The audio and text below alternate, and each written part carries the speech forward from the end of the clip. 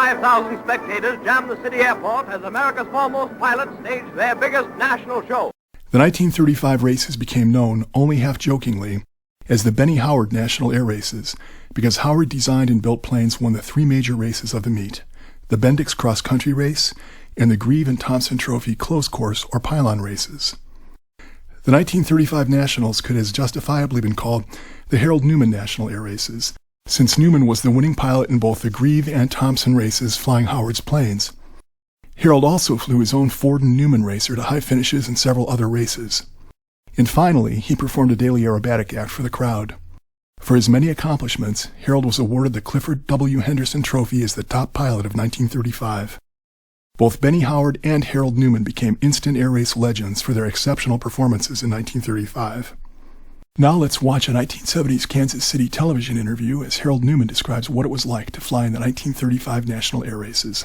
The biggest race in the world. It's like the Indianapolis auto races and the Kentucky Derby for horse racing and so forth. And if you win the big one, why, you just get known and you've made history, so to speak.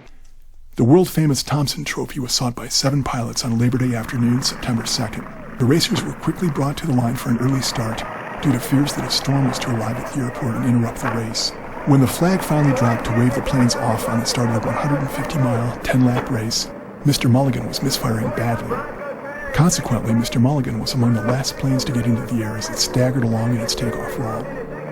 Valiantly, Harold and Mr. Mulligan fought their way through the field of racers ahead of them and settled into second place well behind the leader, Roscoe Turner. There's Colonel Roscoe Turner, last year's winner, well in the lead.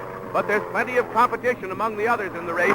Competition at the terrific speed of 200 miles an hour and upwards. On this man, Roger John Ray will make his visit. He moved that distance up in the last lap, in the last half of this.